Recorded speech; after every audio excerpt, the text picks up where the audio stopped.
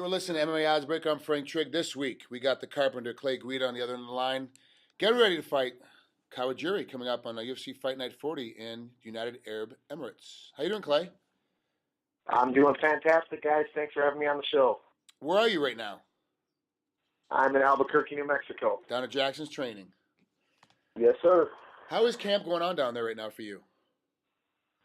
I'm sorry, say that again? How's camp going right now for you? Oh, camp is going wonderful. The weather's nice. This is the busiest I've ever seen the gym at Jackson Winklejohn's. I've been out there for, I think, about 4 years now. And everyone, everyone is having fights or just had fights. You know, we had a rough weekend, had a couple of speed bumps last weekend on the Dallas card, but we're all going to bounce back. And this is the most packed I've ever seen the gym. And it truly is the mecca of mixed martial arts. It's the greatest gym on the planet, and it's great to be part of it.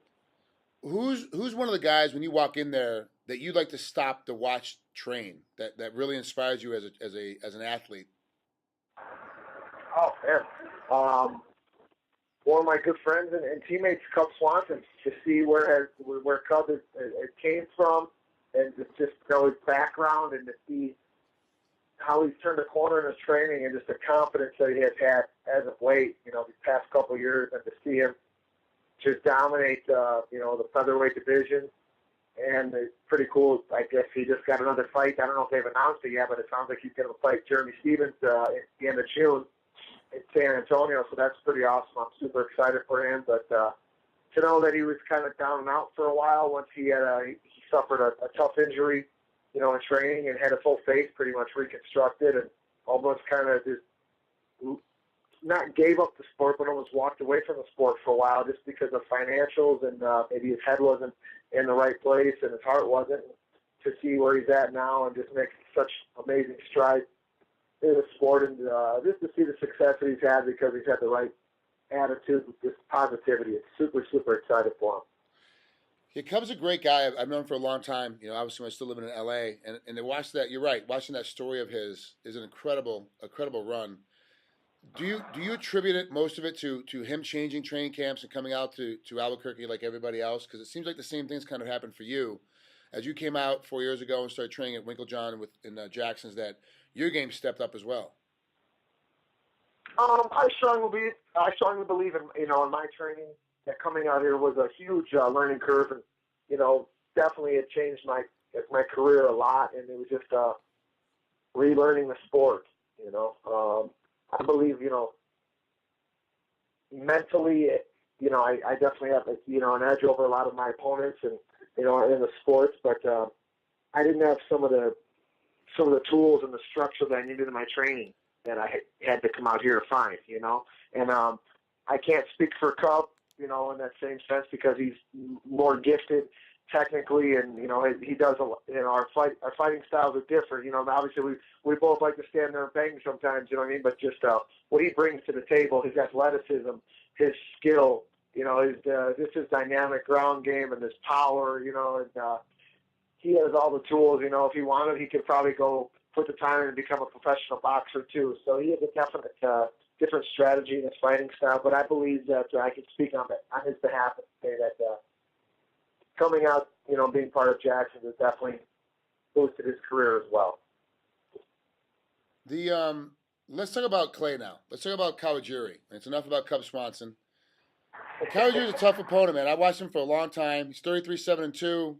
Clay's 30-14. You guys are pretty similar, but he's kind of has a different style than anybody else that you faced as of yet. How do you think this fight's going to break down, and do you think he's actually improved that much in the last year or so?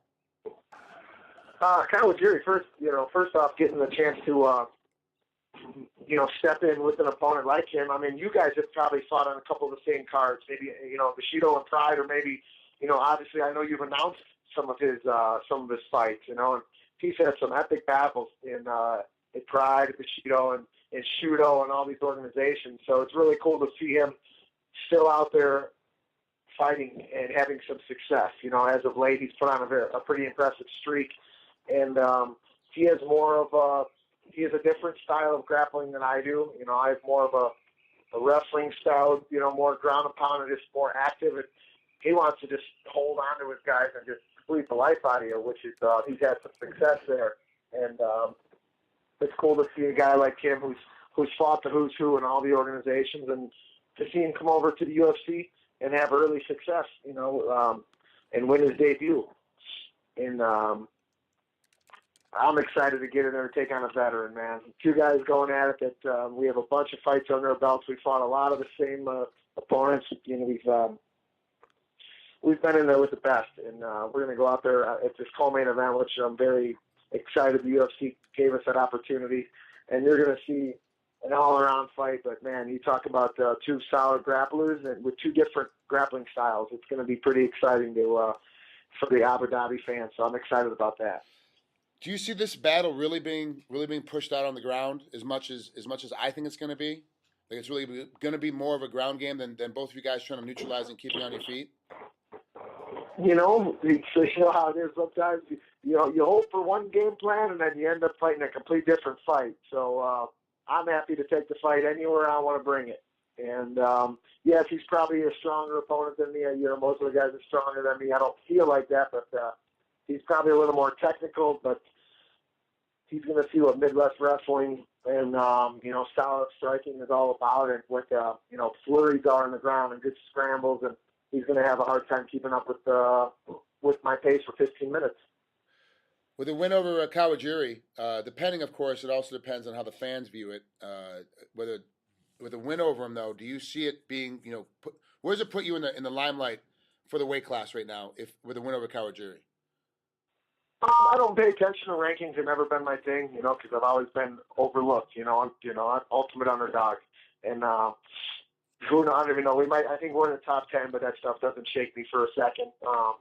I don't know where he's at, but a win over a veteran like him, who's coming off a winning streak, definitely puts us back in the running. I'd say top 5 for sure, and just turning my career around. We're 1-1 at featherweight. We fought top 10 guys. Chad Mendez is right up there. He's knocking on the door, and I'm excited for him. I'm excited for my teammate Cub Swanson. It's very interesting. The landscape at 145 right now. You got Frankie Edgar and BJ Penn, Jose Aldo. Who's he got coming up? I mean, there's just so much going on. Poirier. All these guys are on impressive. Have big fights coming up. So there's a lot going on in the featherweight division, and I think it's up for grabs.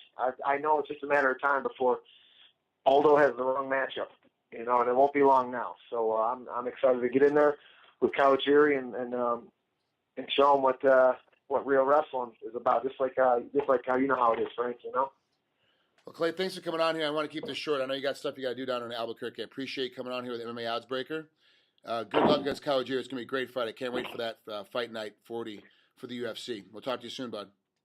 It's going to be awesome. Thanks again, guys, for having me on, and all the best to all those big fights coming up. I can't wait to get out there April 11th, and thank you to all the Abu Dhabi fans for having me on the card. Talk to you soon, pal.